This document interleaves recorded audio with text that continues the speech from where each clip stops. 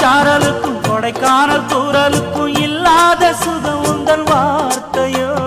நாடோடி மன்னனுக்கும் ராஜராஜ சோழனுக்கும் உண்டான வீரம் உந்தன் வீரமோ. உன்னை முழுசாக முத்தமிட வேணும், உன்னை முழம் போட்டு அள்ளிக்கொள்ள வேணும்.